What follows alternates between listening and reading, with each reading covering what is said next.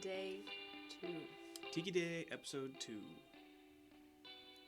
The first one was really good. Yeah, it was great. Hopefully everyone enjoyed it with the Tiki Goth Club. Definitely, if you're used to the Tiki Talk Show, it was a lot more people, a lot more jumping around, but it was a lot of fun to record. I was definitely out of my comfort zone on it, but I think I did a pretty good job of being able to move the conversation and all that type of stuff, hopefully. But really, it's our guests that make it any good. So fortunately, I have a good one today. Oh, am I the guest? Yeah, you're not on the show. We have a special guest. Like I explained in the first episode and on the Tiki Talk Show, Ellie is not going to be a regular guest on this, but if you can tell by the title, this is going to be kind of a wrap-up of the summer, late spring and early summer, because, I don't know, Tiki comes in waves where we'll do like a ton very quickly and then do nothing for a period of time. Yeah, that's true. Yeah. I would say, like, we're talking mid-March? No, not March. Not March. Mid-May until now. Yeah. Last week. 2 weeks ago. 2 weeks ago? 2 weeks ago. Yeah. Okay, so May to September. Yeah. That's summer, right? Close enough. Yeah. And so we've explained a lot that this is not, we don't do influencer style content. We're not going to tell you the bars that you should go to. We are not the stars of any of our shows. We are just asking the questions. We are today, though. We are today. Yeah. So you today. get your, I don't know, maybe annual, end of summer. I don't know. I'm not going to set it up. We'll see. We'll see next summer. Where are we starting off at? The first thing we did mid-May, we drove all the way out from our home in Maryland to Pittsburgh and visited Hidden Harbor. Which you're wearing their shirt right now. I am, actually. Where is it? The other side? No. Something like that. There we go. Hidden Harbor. See? Never heard. And we have a picture of Don the Beachcomber up on the wall over there. That's just off screen. That we got at Hidden Harbor. Yeah. It was about a 4-hour drive from here, where we live in Maryland, out to Pittsburgh. You cross the mountains, beautiful area. Yeah. And I was, just in the city alone, I was shocked about Pittsburgh. I don't know what I expected. The closest thing I had any expectation of was from Fallout 3. Okay, the Pit. Yeah, so not, and then the Steelers. Does not speak highly of Pittsburgh. Yeah. No, the city was awesome. We got some good sandwiches. This was months ago, so I don't remember. We went to the greatest record store I have ever been to that I also don't remember the name of. Is it Jerry's? It is Jerry's. Yeah. If you're in Pittsburgh, you know Jerry's. I know this isn't a Tiki story, and I don't even know if this is going to make it in the episode, but I'm going to tell it anyway. I have said probably almost in every episode that I am a huge Beach Boys fan, and I've been after their lost 1967 album, Smile. They never released it officially up until 2011, but throughout the 70s, 80s, and 90s, people were putting out vinyl bootlegs of the album. And some of them are super legendary, others are just kind of mishmash of tapes that were taped over and not super great. And I've been looking for a copy of it for years. And one in particular, or just any bootleg? Any copy. Any bootleg, it didn't matter. And we looked through the Beach Boy stuff. I think we looked through one of the rare sections that they had. And then at the end, I had a stack of exotic. I bought, maybe a dozen almost? Yeah. Some it was a good amount.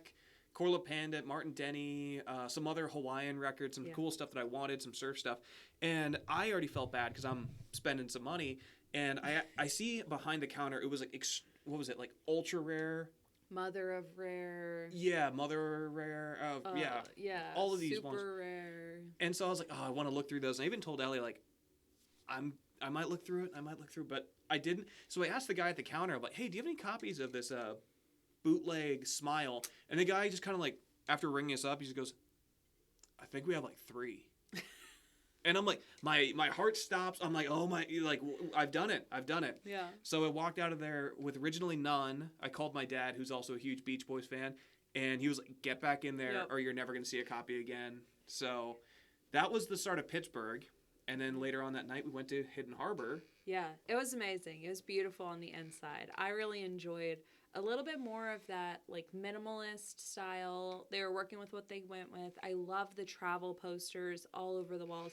Of course, like, their icon, their like centerpiece of it all is that massive tiki. Yeah. And it's beautiful.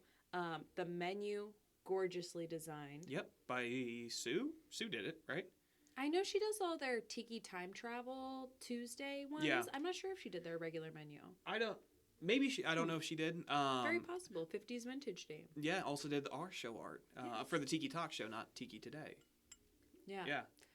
I don't know if she did that, but the menu's gorgeous. It's a very small menu for It like is. the number of pages of the menu, because they have food and drinks. It's very like beautifully illustrated, but they're not doing a large, overly complicated I think of maybe at most 8, 9 cocktails, something like that. on like the main page, and then there was a few more like pages with like less imagery, less description, like more just of what the cocktails are available.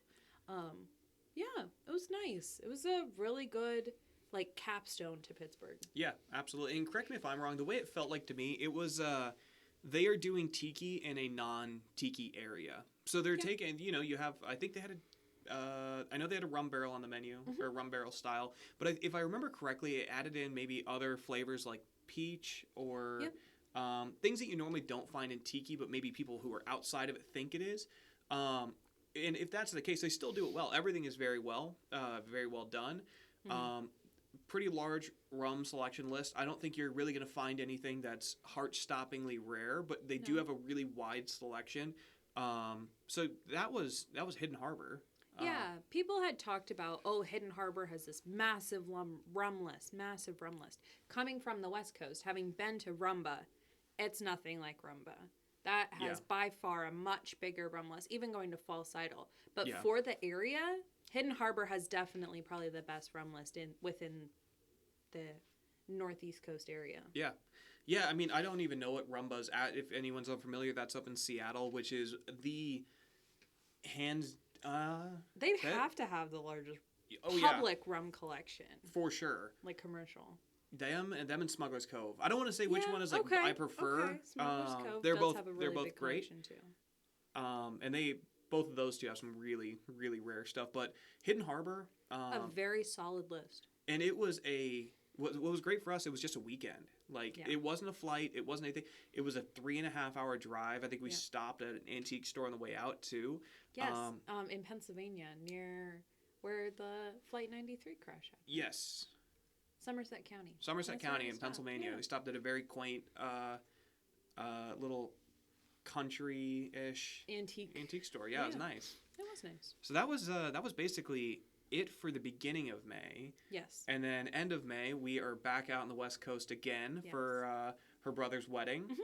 And then part of her brother's wedding, we did a quick little bachelorette party. Yeah. I have infected her brother and his now wife into tiki. I think it was when your brother first came over, first started getting him into cocktails and everything, and now they're decently into it. When we first moved into our house here in Maryland, Riley was itching for that tiki love, and there's not a great bar around since Archipelago closed. So we were still unpacking boxes and moving furniture and getting things ready, but he set up the basement bar. Like, that had to happen. And my whole family came out just a couple months later for Christmas, and my brother was down here with him, and they're doing brotherly things and hanging out and stuff. And I think that's really when, like, he was like, this stuff is cool. You guys like it so much. This is one of the first things you set up in your house. Yeah. Yeah. It was really neat. And so they were getting married out in Central California. The closest thing that we had available to us was Tiki Co. And I did not know much about Tiki Co at all. I knew that there was a bunch of groups in Central California, and I knew that it's almost like a cult classic of a tiki bar by this point, because the people that love it are obsessed with it, and I totally see why. It is amazing in there. I think it is exactly what a amazing modern tiki bar needs to be. It was Witco. It was the mixture of bamboo and the mixture of just layering everything in with the lamps, with the art. Even the way that when you first walk in from the bright street of Bakersfield and you walk in, it is totally dark in there. The music was amazing. The drinks were amazing. I will say I only had one upstairs. I did go to their new bar downstairs, but Tiki Co. just blew me away. It is one of my favorite, I think, bars in general I've ever been to. Wow. They did everything absolutely right. Ellie did not go to that one. No, I stayed home putting Yeah. together the wedding, Yeah. and the bridal party went out and partied it up at Tiki Co. Based on how drunk everyone came back, it looked like they had a great time. Yeah. So I have Yeah. to say it was a success. Yeah. But I need to go back. We do need to go, Yeah. the two of us. I mean, yeah, absolutely. Next time we're out there, I think you'll...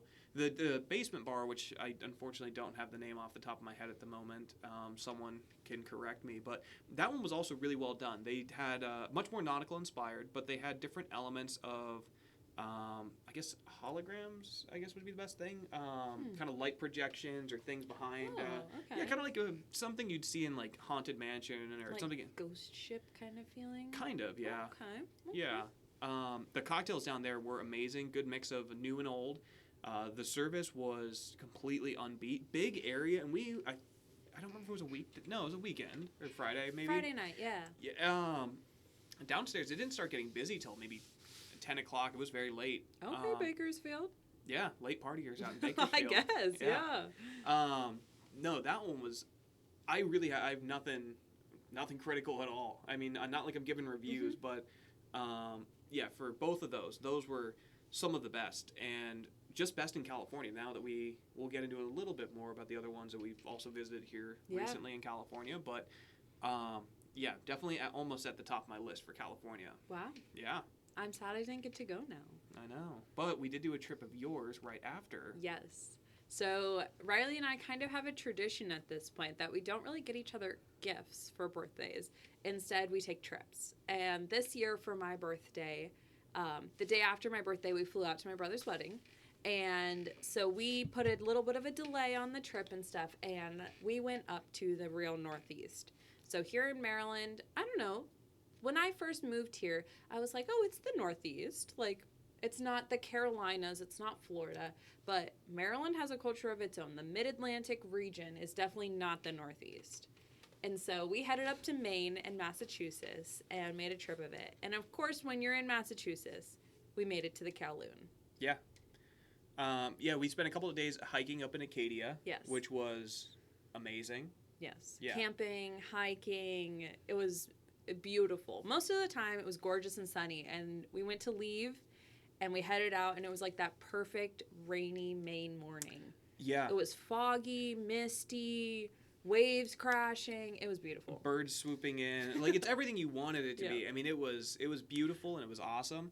And after doing that for a couple of days, we stayed in, like, more southern Maine for a night. Yeah. And then that's when we made the trip out to the Kowloon. Mm-hmm. And, again, I had seen a little bit about the Kowloon. I'd seen a lot of pictures. I didn't really have an idea of how big it was in person. How big and small it is in person. When I saw pictures of it the first time, I thought this place was on the same level as, like, maybe the Maikai in terms of how big it was. And it is big. Property size or building size? Like, what did you think? I don't know. I mean, I didn't think it was going to be as big in terms of, like, the immersive, or, the expansive property that the Maikai has. But I You thought know. building for building, they were close to the same. Yeah, Okay. and watched Kowloon somehow be bigger. I don't know, but I don't know. I didn't have any frame of reference. All I knew was the Kowloon is in Massachusetts and it's threat of closing. And when we were there, we were like, well, we have to go because what if it's not here next time? yeah, Yeah. So we went, and driving on the freeway, you can just see it from the road. I remember this. Yeah, so I said I do not want to look at it until we are right up on it. So Ellie's asking me for directions, so I'm like peeking up at the road signs, like, yeah, go right. Because I know this sounds insane, but like I wanted the first reveal to be totally up in front of it. And there's pictures of us out front. Yeah. We took a lot of pictures. We go inside, and I'm taking pictures right off the gate, and I think the greeter said he would put it. I don't remember what he said to you. He's like, I'm going to give you guys a good spot. I got you. I know what you're about. Obviously, there are people in Massachusetts who just come in for, like, lunch and stuff. Yeah. But being there, taking pictures, obviously being Tiki people, he was like, I got you. Yeah. So we got seated in the ship room, is what they called it. or something I don't like know. that? Yeah. Well, like Yeah. the big ship was like down the middle, and we were seated next to it, a little closer to the wall. Yeah. Yeah. I would say that the Kowloon is what the Kowloon was in 1993. It has a charm of its own. Yes. 100%. We've gone to this summer so many amazing tiki bars, and the Kowloon stands out for a completely different reason. It is like everyone says, you don't go to the Kowloon for a craft cocktail. No. You don't go to the Kowloon for their fantastic drink program.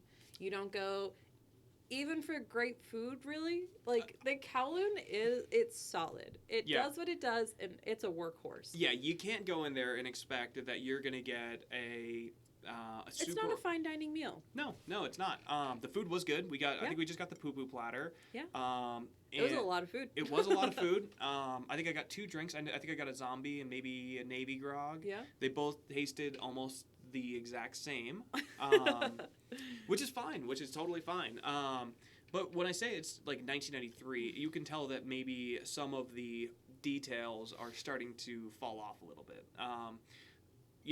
It's hard to, I'm sure it's very, very hard and very difficult to maintain a place of that size. Yeah. But like Ellie said, I think it opened up at maybe noon, and we were the first ones in there. And one of the first ones in there. And I think probably by 12:15, most of the booths in our area had people in them. Yeah. It was filling up. And it was on a Thursday. It was the middle of the week. Yeah, it was. Yeah, it wasn't a weekend. It wasn't anything. And so the food was good. It delivers on service. Our server was extremely attentive. Yeah. Yeah. Everything we ordered was just getting pumped right out, but not in a bad way. No. Everyone's presentation. I saw other people get the poo-poo platter, and I think we got a dessert too. It all looked like the same level of care was put into it. Absolutely. We wandered around. We took some more pictures, and we got some cool merch. So even though the Kowloon isn't maybe known for its drink program or specialty food or anything like that, like the true charm is in the building itself, in the decor, the history, everything. And it was very beautiful to wander around and get to see all the different areas and the different theming and decor styles. Yeah. Throughout the whole building. It was gorgeous. Yeah, and I think especially finishing it off with such a great vacation up to Maine, we're kind of tired. We are just sore from all the hiking. Yes, we hiked a lot. Many miles. And just being able to go to this historic place, I've told people this, and I get into a number of arguments that it's a lot of these classic places that we still look at, they are still at risk. And all the new places are absolutely fantastic, but these ones will not be around forever, or especially won't be around without support. So if you get the chance, absolutely go to the Kowloon. Yes. It was, I don't know, I don't have anything else to compare it to. That's true. We haven't been to the Mai Kai. We have been to the Bali Hai, which is probably the West Coast's closest approximate. Just based on size, the obvious architectural elements on the outside, you can tell that it is a very themed tiki style Polynesian restaurant, bar, all of that. But I would say like the Bali Hai is so much more architecturally understated. Yeah, absolutely. Than the Kowloon. Like the Kowloon is like much flashier and in your face. It combines a lot of both the Polynesian elements with the Chinese and Cantonese elements. There was a lot of that, and it was really beautiful, and it was really encouraging to see that like it was so busy. Yeah. On a weekday lunch period. Yeah. I would say like the Bali Hai. You look at pictures of it in its prime. It was totally tikied out, but the Kowloon definitely still remains that. And then, we stopped off in Salem, which was really cool in the middle of June, which, still you can get some of the Halloween stuff. But, other than, let's see, we had a little hiatus from Tiki for a short period. Yeah, I mean, you can only do so much, especially when it's not in your backyard. Yeah. And it does take a trip and a travel. So we kept pumping out episodes of the Tiki Talk Show. Yeah. That was our Tiki source. Yeah. Consistently. I think from May, I think we had a lot of people on. I think we did 8 episodes. 2 a month. So 2 months. Yeah. Yeah. Yeah, in the last couple of months, we've had a lot of really great people on, some changes to it. Obviously, I started this show too. Yes. But yeah, and then we came home and kept working on our home bar, the Kona Cove, which you see here. I even made an intentful decision to, rather than using the normal Tiki Talk Show background, I rotated the camera like 45 degrees. It's true. So, the normal stuff is like literally right there. I'm sitting on the couch that we normally sit on, and Riley's in the matching armchair. Yeah, that you don't ever get to see on camera. There we go. You can kind of see it. Yeah. But we did have some updates. This corner used to be completely empty. Yes. So we got this lovely barrel and this sphere. Yep. And a few other pieces. We got this Bosco piece right here. Yeah. We got this disgusting, horrible, awful head. We were also gifted this lovely Don the Beachcomber print this summer. From Seth. Yeah. So, Seth, if you're watching, thank you again. Yes. We still display this everywhere, so if you ever see me on a Zoom call or anything like that, not for the Tiki Talk Show, it's right here. And not because we don't want it on the show, it's just very hard to get into the corner. It's a perfect little table for it. Yeah. It's gorgeous. And I will say, the reason why I describe this as a disgusting head, I don't know why I started doing it. I found it on Facebook Marketplace. Yeah. So I think originally the lady was like, vintage tiki, $300. Oh my god. And I don't know why I just started going, like, oh, look at that disgusting thing. As a joke, every time I scroll past it, because I'm not paying $300 for that. Right. And then, she lowered it down to $200. And so every time she lowered it, which was over a span of about 2 weeks, she lowered about $10 each time. How much did you pay for it? I paid $20. Yeah. She came from $300 down to $20. Well, when she hit below 100, I think she did like maybe 200. She did like dropped it by 50s or something. That's crazy. But yeah, she kept dropping it over and over and over again, and so I kept seeing it, and that's why I think I just started going this disgusting head. You got it for a good price. Yeah, no, and it's cool. It is very nice. It's probably from the 60s. I don't know, but it's a nice little mannequin for the hat. Yeah. So hopefully no one's offended. I'm talking ill of some first wave tiki stuff, but it's just a joke that I started doing. We got some other fantastic stuff, more beautiful Whitco pieces. Yes, we did. We posted on Instagram. Yep. The gorgeous outrigger that's hanging here in our bar, but we got even more Whitco than that. We got 2 matching pieces that are now hanging on our cabinet doors. Yep, we got the Knight and the Princess. I don't know what series. I don't know the actual name of them. I apologize. But those are up. We did a lot of work, just finishing everything up, covering up some of the. Yep, more shelving, more mugs, decorating the shelving. I mean, again, this has been over a 2-year-long project, and I'm still not done. This is something we've explained a couple times. This was just an empty spot in our basement. So not only did I want to build a tiki bar, I had to build an entire room. So doing all of that. So, now we're getting to a point where like a lot of the details are starting to get done. And I think we're sitting in a really good position. So I worked hard on that. And just you've done a really nice job. Constantly carving something. And I've carved some tikis and stuff that I do not show because I do not think I'm very good at it. But maybe one day I'll have a little bit of confidence. But I don't know. I'm always just doing a little something on it. Yeah, or tinkering. Just, hanging out down here. Definitely. Yeah. I think they always say, like, the best tiki bars are never completely finished. Yeah. That's definitely 100% true. Especially because we did this ourselves, Riley especially. And it being a first real construction project for the both of us as well, we've learned some lessons. Just recently we've had to amend a few things, tear down part of the ceiling to re-access our water access. So now we know. Rookie mistake. You can't...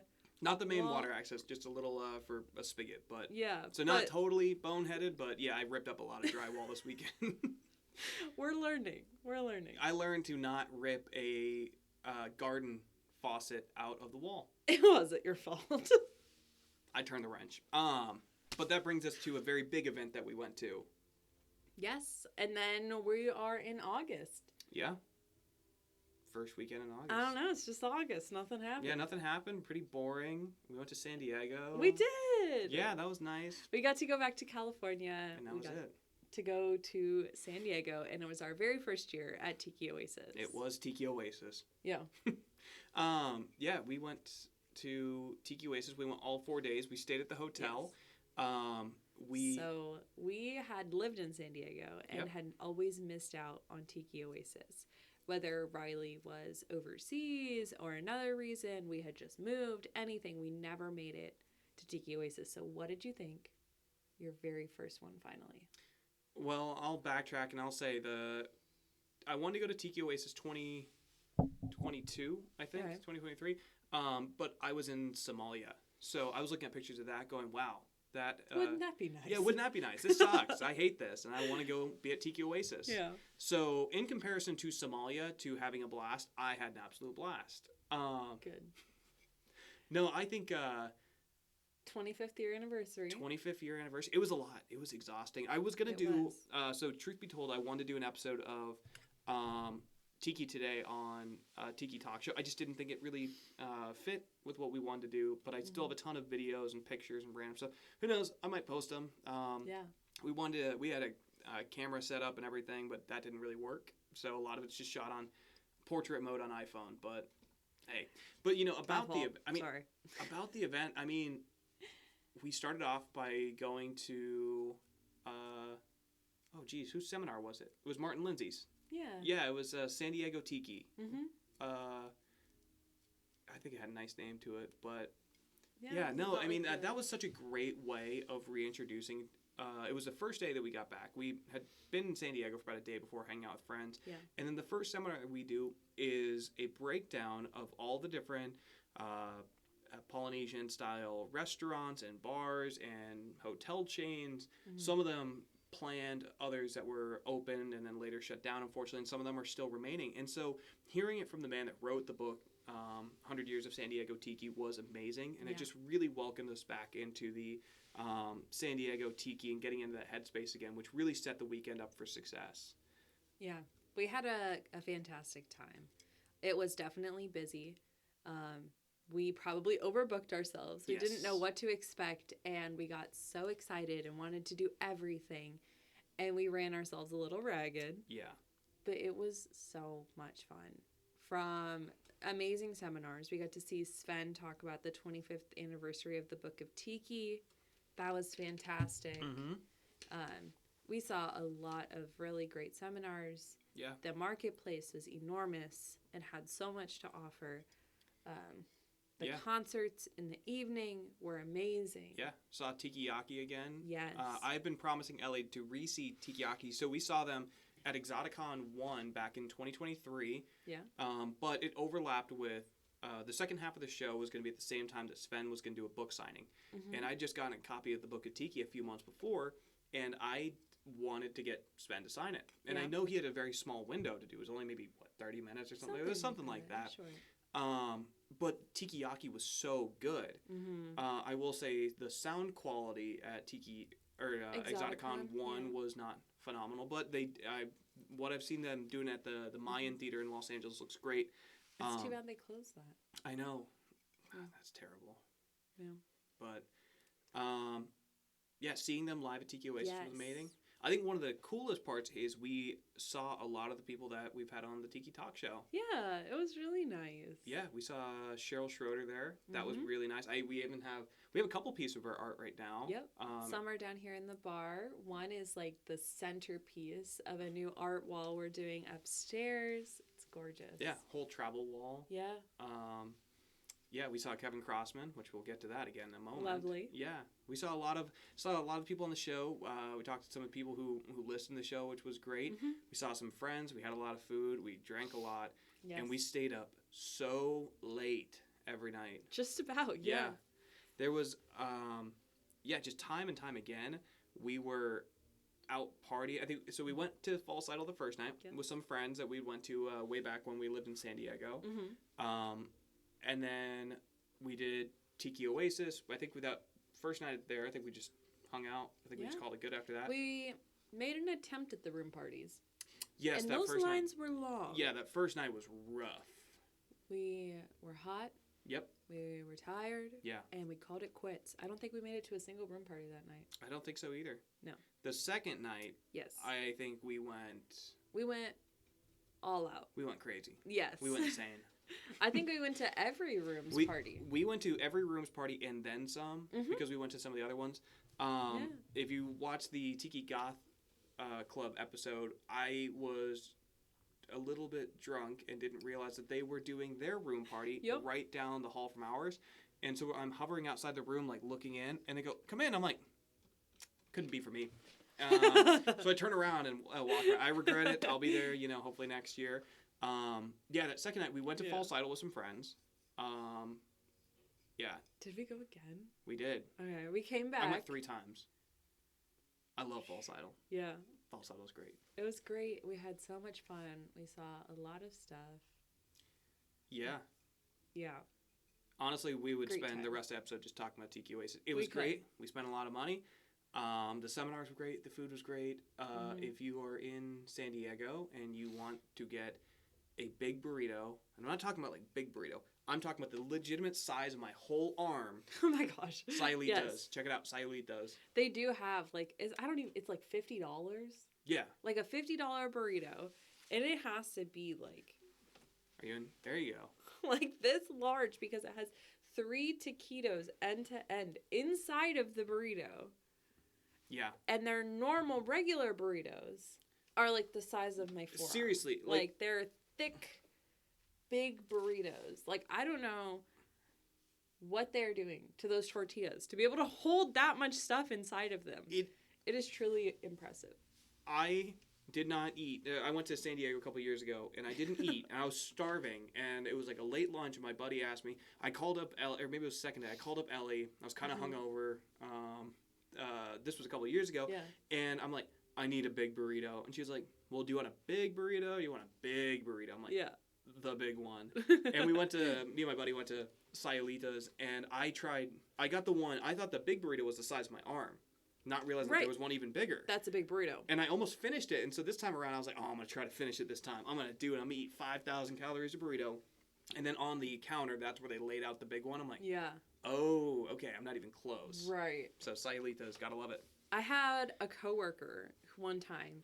We were on shift together. And he's like, he ordered the big burrito. And we're like, dude, what are you doing? Like, I don't know. It's just absurd. Like, who eats that much food How could you? Much less in the middle of your work day. Like, that's a lot, bro. I don't get it. It has to be like 10 pounds. I think he finished like 4/5 of this burrito. And he's like, it's like the size of my daughter when she was born. I'm like, I don't think it's impressive. You ate like 9 pounds of burrito, my man. Like, I mean, I think it's kind of impressive. It's odd. I think it's kind of impressive. Well, it's odd, but cool. You know? It is a little cool. It was a little impressive. Like, yeah. And the fact that he didn't, like, fall asleep, like, kept working the rest of the day, like... Oh, yeah. Didn't go home with a tummy ache. I would have gone home. And then, it's insane. I would have gone home. We're also going to drop one more San Diego local. If you are in desperate need of a drink that technically... They close at 2, but they don't really close at 2. Okay. The Night Owl. The Night Owl in Ocean... PB, right? Ocean Beach. Ocean Beach, okay. I think so. Somewhere in that area. I've never been. This was a Riley special. This is my favorite bar. Out of False Idol, out of Tiki Co, anywhere. Really? Above the Aero Club. Oh, the Aero Club is good. The Aero Club, also San Diego. Very good. You need to know, I love the worst dive bars you've ever been to. If it has a cage around the TV, I'm going to love it. Dropping another little hint. If you're up in Carlsbad in San Diego, Golden Tea. Okay. Trust me, it's awful. But it's so good. It's so good. Anyway, all right, back to Tiki, though. So the next day, after me being out till like 3 in the morning, we had to catch a flight. We did. We wanted to extend our California trip a little bit. I have family that lives in California, but with Tiki Oasis being the entire weekend, my family then had to work during the week. And so we decided, what could we do to make our California trip a little longer? And flights to San Francisco were $30 a piece. Yeah. So that was a no-brainer. We flew to San Francisco from San Diego and spent 3 days there. Yeah. And it was amazing. Yeah. No, seriously. Like, the flight up there, super smooth. Mm-hmm. The public transit, not a single complaint. Every train got there on time. Yeah. Everything was good. Super easy. But you don't care about public transit on a Tiki conversation, you know? So we had some good food. We did. We had some good ramen. But this is the part that people care about. The first night, we went to Smuggler's Cove. We did. We have the book right here. It was not my first time in San Francisco, but it was Riley's. Yeah. It was my first time as an adult. As a kid growing up, we would go to San Francisco maybe once a year, maybe a little more frequently, but it was at least a 4-hour drive just to get to San Francisco for us and then back out of the city and everything. It was not a common trip. And so it was really nice to go back after all these years. First time as an adult, and we went to Smuggler's Cove, and it knocked my socks off. Yeah. The first night we were staying at the Airbnb or motel like right up the street from it, a couple blocks away. And because it's the first night, we got there a little bit, around dinner time, maybe, I don't know, a little later afternoon. We didn't have time to check out anything. We did walk around another area before we went over there. That's true. We went over to Chinatown. We went over to Chinatown, which was awesome. Yes. Chinatown, we were wandering around, like, different alleys and stuff like that. We went to the Chinese... Fortune Cookie Factory. Yeah. Very touristy, but we loved it. I thought it was a lot of fun. It smells so good. It smells so good. And I like the owner.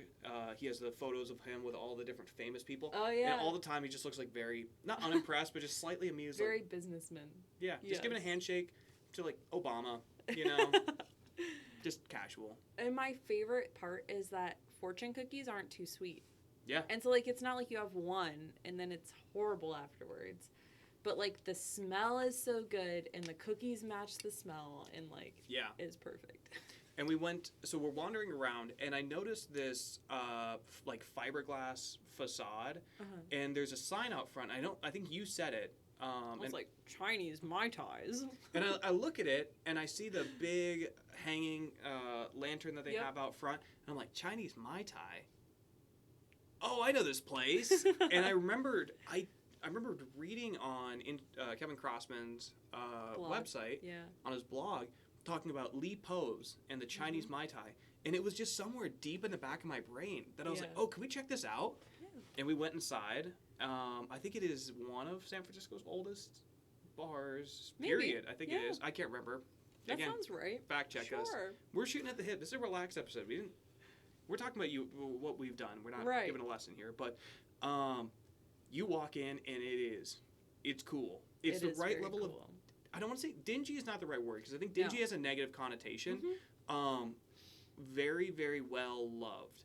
Oh, yes. You can tell, like, it is a tried and true. Yeah. It has been there.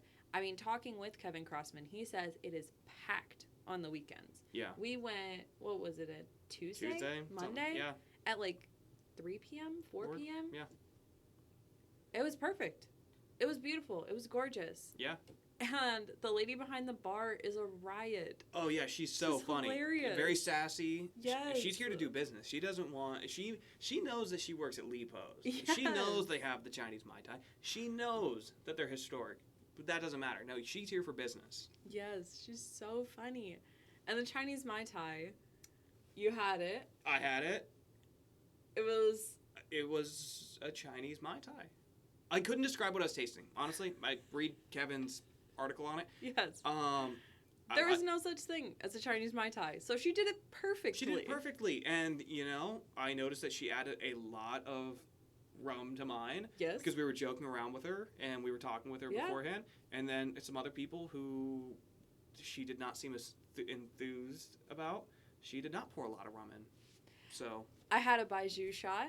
Try baijiu. It's very good. It is very good. It is very good. You have to tell the story if you're talking about baijiu. Okay. Well, it's not my first time having baijiu. There's a bar here in Maryland that we've been to, and we were sitting at the bar. It's really mostly like a whiskey, bourbon, scotch kind of a bar. But they have a wide selection of a lot of things, and Riley told them, I want to try something weird. And the man poured us 4 shots, like a little flight of baijiu. And we got to try a good amount of them. And they were really delicious. It was nice. Like, if you've never had baijiu before, it's a Chinese liquor that is mostly made from barley. Yeah, but it can also be made from rye. We had one that was made from malt. Yeah, I think sorghum, too. Maybe, yeah. It's a grain liquor, not a sugar cane or sugar-based liquor. Like rum. And it's usually at a lower proof, like 30s, I would say. Some of them can get up really high, though. Okay. Yeah. Okay. But we're in San Francisco and you ordered Right. Baiju. And I saw it on the menu. I was like, oh, I like Baiju. I'll have a Baiju shot. And the lady was like, you want the shot with the beer? And I was like, no, I really just want the shot. And she was like, are you sure it's really strong? And I was like, yeah, I've had it before. I'm good with it. I actually really like it. And she was like, oh, she turned around to these other men and was like, these guys tried it and they said it's too strong. And so she gave me my shot, and I think she was waiting to like see if I was gonna like it or not. And I did like it a lot. Obviously, I like Baiju. And she turned around at them and went, ha! This girl this girl drinks it and you don't. And they turn to us. They're like, yeah, it's just too much. They're all drunk. Yeah. Well, and that wasn't the only time she was sassy. Like, these two guys walk in, and they're like just kind of like looking around up at the ceiling, and he goes like, oh, is it okay if I take pictures in here? And she goes like, what am I, running a museum? $5 to come in, $10 for pictures. Yeah. And the guys just kind of laughed, and she just stared at them. They're like, okay, and then turned around. Yeah. And there's no cover for the place. She was like, I'm not running a museum here. She's just joking with them and stuff and ran them off. Yeah. It was funny. But then we finished up, we got some food, and then we went over to Smuggler's Cove. It was gorgeous. I think it was a Monday. Yeah, it was a Monday. It was a Monday, and we got there 8 o'clock, maybe? Yeah, not a bad time. Yeah, no, not at all. Wasn't packed. No, not at all. We got to kind of wander up and down through the 3 levels that they have. It was beautiful. We took a lot of pictures. Yeah. We sat at the bar downstairs in the basement. Yeah. It was nice. It was beautiful. We tried some good drinks. Yeah. You perused the rum list. I don't know if you had anything. No, I didn't. So normally I am, if you talk to me or if you ask me my opinion on tiki cocktails, I don't really give it. And I love tiki cocktails, but like most of the time, like especially here at home, I drink rum. Like that's it's easy. I like it. It's quick. And so I have a pretty good, I think I've tried quite a bit, and especially being at False Idol and going to Rumba a lot. Like I've tried a lot. When I first started going to False Idol, I felt very intimidated by the list because I knew maybe 20, and I knew certain brands, but I didn't know why. One was $80 for an ounce, and $6 for 2. Right. So needless to say, it's been a while since I felt very intimidated by a rum list. Smuggler's Cove did it for me. I think they have 1,600 on the menu. Yeah. And they've said it's not the most accurate, not the most complete up to date, because if they had to update the rum list every time they got a new rum, it would be constant. Yeah, I mean, and they have stuff from the 1890s. They have stuff that is $800 for an ounce. I mean, it's just insane. Yeah. I could not figure out how to start, really. Right. And so I just said, I'm sticking to cocktails. I am sticking to cocktails. And I think originally we were one. I think we pushed it a little bit because we were like, wow, these are amazing. Yeah.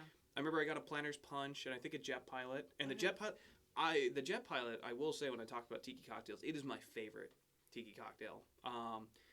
Theirs at Smuggler's Cove is so unbelievably good. So, it knocked my socks off. Yeah. And I talked to Martin Cade about that the next night, and he did say that they worked pretty hard on that one. Yeah. So, I mean, but they've worked hard on every cocktail. Right. I had their version of the rum barrel, their secret drink, too. Yeah.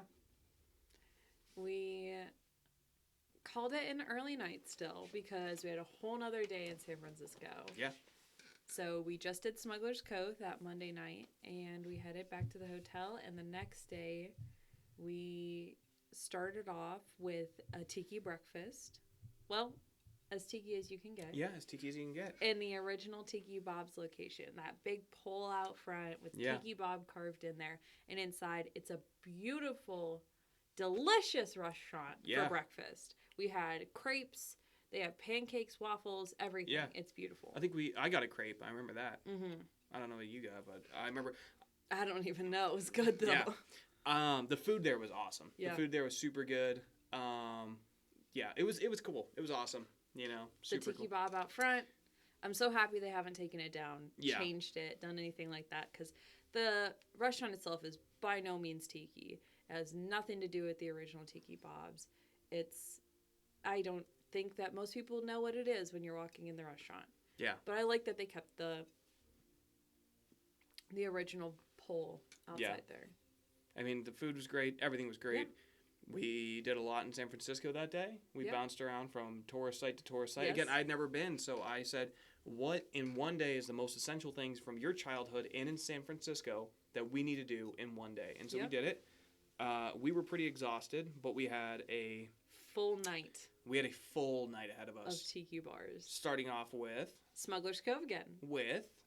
We saw, so our friend Kevin Crossman and his wife Julie invited us out there in San Francisco because they live up there and we were going to be there at the same time. He came on our show, the Tiki Talk Show, has been a fantastic just supporter and friend and amazing person. Yeah. And we went out with them, and Martin and Rebecca Kate were there as well. And so we got to just see some really amazing tiki folks, and it was a great time. Yeah. Yeah. Again, more drinks, more conversation. It was, I wanted to talk to Martin and Kate for a while, but, we're there with them. So, maybe we'll have a chance to talk with them again soon. Yeah, we had a great time.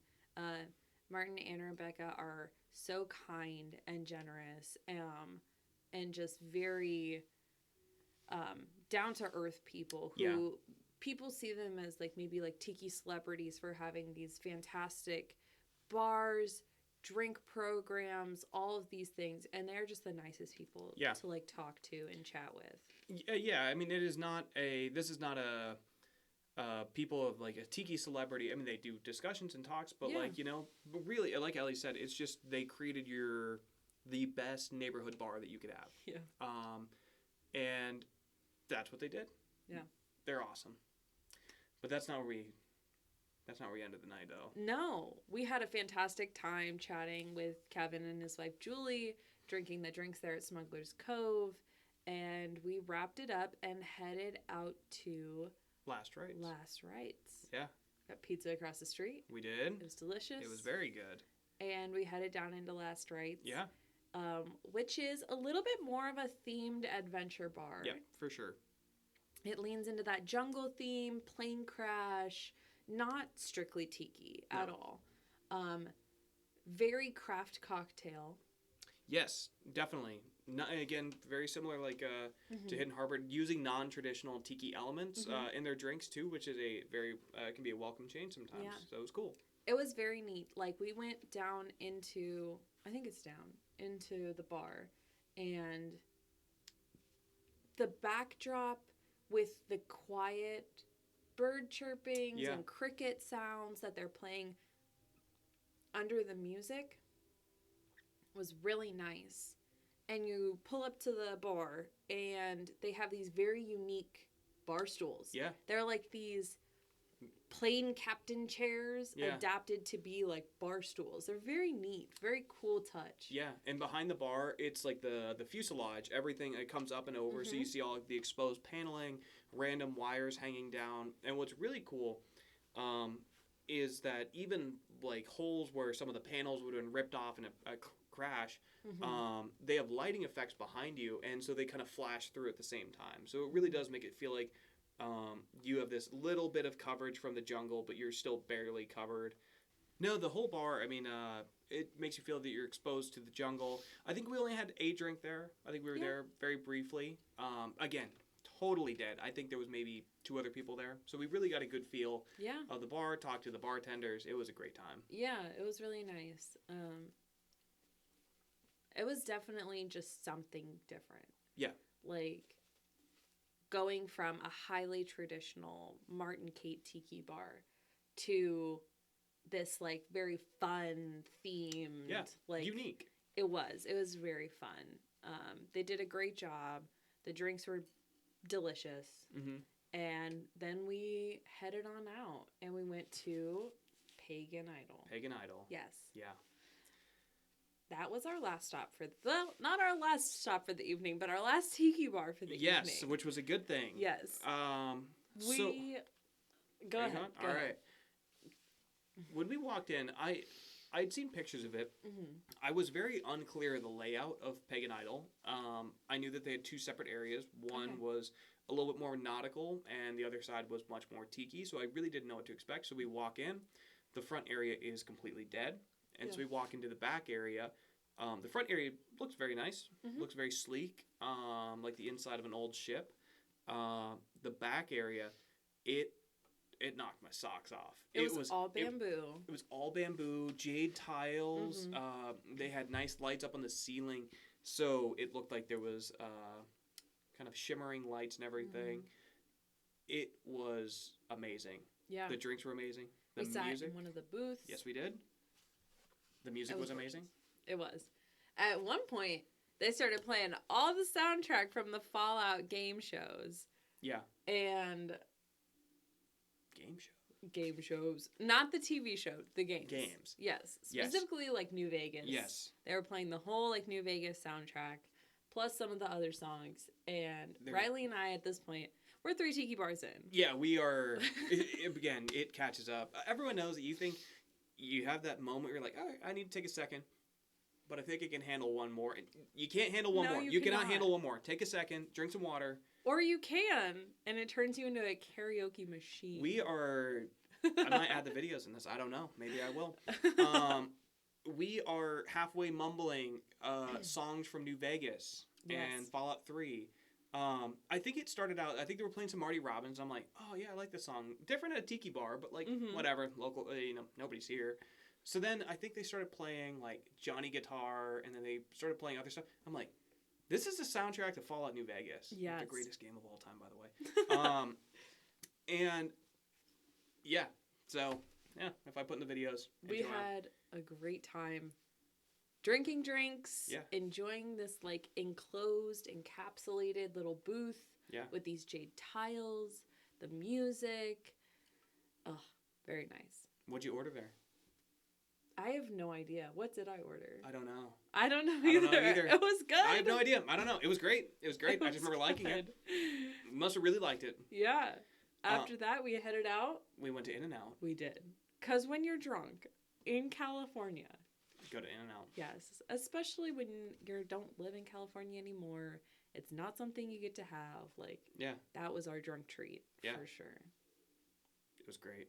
Double with chopped chilies and... grilled onions. Chopped chilies and grilled onions. Can't beat it. We got up the next morning, and I dragged Ellie to one more tiki bar, because the 3 before the night wasn't enough. No, it wasn't. It wasn't. We finished it out at Trader Vic's in Emeryville. And it truly proved that the 3 we went to before were not enough. No. Trader Vic's was head and shoulders unlike anything we'd seen that weekend. Yeah. From San Diego to San Francisco... It was amazing.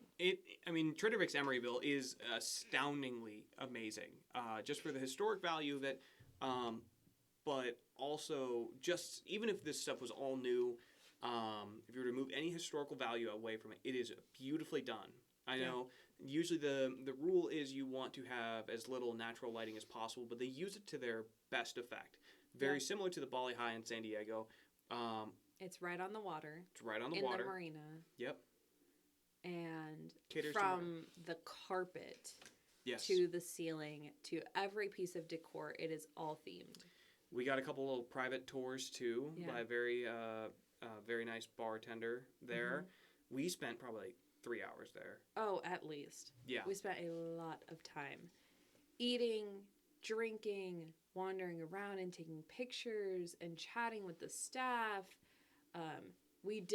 Riley had the amazing cocktail that comes in the head that's being smoked and like... Yeah. We just had so much fun at Trader Vic's. Like, nobody spends 3 hours at a restaurant. It's very peculiar. Yeah. But we did. We did. And we had the best time. Well, because they have the original license of Hinky Dinks and Trader Vic's. They have so much historical stuff around the place. True Polynesian artifacts. There's so many cool stories. The food was amazing. The staff was amazing. The drinks were amazing. The area around it. Trader Vic's is like, I don't even know. It's just it's in a totally different class. Words cannot be kind enough to the Trader Vic's Corporation for keeping that place as well maintained as it is. and I hope it never goes away because it really is amazing. Yeah. It is worth the drive or the train ride. We took the train out there. We did. Very convenient. Yeah, absolutely amazing. It was. It was beautiful. And that was it for California. San Francisco. Yeah. We headed home after a very long tiki weekend between Tiki Oasis to San Francisco and everything else. Unpacked. Yes. Put things back up in the bar. Mm-hmm. Brought home all our treasures. Yes. Nothing broke. Nothing broke. No. Not a single thing. We did good. We checked out we went back to a couple other places nearby. The Green Zone down in D.C., which is not a tiki bar, but a great rum bar. Yeah. Did more work on the bar. Yeah. Picked up more stuff. The rest of August was relatively quiet. Yeah. Beginning a couple of weeks ago, I went to Hawaii. It was for work, and I had no time to do anything. I was...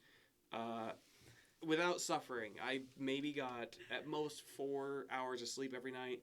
Totally exhausted. Only, I guess 2 out of the 4 nights I was there. It was my fault. But I went to Skull and Crown. Yes. In Chinatown in Honolulu. Fantastic. The drinks are amazing. The decor is unique. It is nice. The bar staff is great. I loved it. Picked up a couple of cool things there. When Riley was heading out to Hawaii without me, he said, "What do you want me to bring back?" And we had gone to Hawaii for our 1-year anniversary, and we visited the Kohana distillery. And at the time, we were both still relatively new into drinking just rum. Yeah. And we did the Kohana tour, and it was lovely. And at the end, they take you into the tasting room, and you try a whole bunch of different rums. And we weren't the biggest fans. No, especially not at the Kea. True. Their white agricole-style rum was not our favorite by the least. No. No, I did not like it at all. No. Any agricole at all. Really, any unaged spirit. I couldn't do Jamaican Overproof. It's true. It was very early on. We were 22 years old, fresh, new. And as we've developed over time, agricole has become one of Riley's most favorite categories. Yeah. And most recently, especially white overproof rums. Yeah, Jamaican Overproof. And so I have no issue with it now. And so, yeah. When he asked me, "What do you want?" I said, "I want Kohana rum," because we can't really get it here in Maryland. We go up to New Jersey and Delaware for a lot of our rum anyways. And even there, I don't think I've really seen Kohana. Nope, never seen it. So where we live now, you can't really get it. And he was going to Hawaii, and so I said, "I want you to bring Kohana." And you didn't get a chance to go to the distillery. Unfortunately not. But Skull and Crown was selling a special Kohana there at the bar. We got that, picked that up. And then I brought back a bottle of the Kea because there was a Navy exchange. I also picked up one of Ellie's favorite beers. I picked up a lot of them and shoved them all in my suitcase. I'm very excited. Yes, they're very good. But they just had a bottle of Kea. They only had a couple, so picked one up. So now we had that. And then that was it for my extremely jet-lagged and exhausting trip. But I did have an 8-hour layover.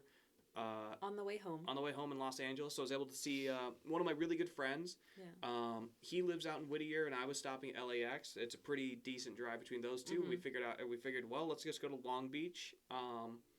Should be about even for the two of us. And I went to Bamboo Club, which I don't think you've ever went to. I did. You did? I did not drink there. I drove. Yeah. But I have been to Bamboo Club once. I think you've been a handful of times now. Yeah, I've been maybe 4 times maybe. And I went during a lunch hour. So I have not seen it at night, busy, anything like that. But I have seen Bamboo Club. I love Bamboo Club. The drinks are good. The decor is very nice. I love that the bar is in a central point right in the middle, and everything else is almost in a horseshoe for all the booths or high tops, everything like that. It was great. I mean, he's not really a tiki guy, so we just chatted. I took some pictures, but it was nice. If I had a little time to stop, that was the one I went to. So, yeah. And that brings us to us recording right now. It's been a very full summer. Yeah.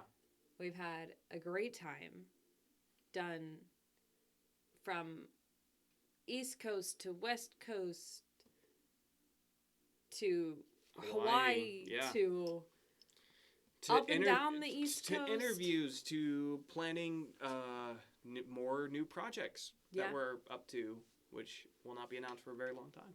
Yeah. From starting this show to continuing the Tiki Talk show. Yeah. The great response that we've had from the Tiki Talk show over the last couple of months. I mean, yeah. We've been busy. We have. Yeah. Not tikied out yet. No, not tikied out, but tiki full. Yeah. I am dragging you into a couple new projects here soon. New things. So, yeah. So, I guess this is it for this episode. Again, don't get used to us being just talking about what we're up to or giving our opinions on bars and stuff. This is just what we liked, Yeah. But, for the next episode of Tiki Today, expect probably another Tiki group. Hopefully it's going to be taking us somewhere in the Midwest, if I had to suspect.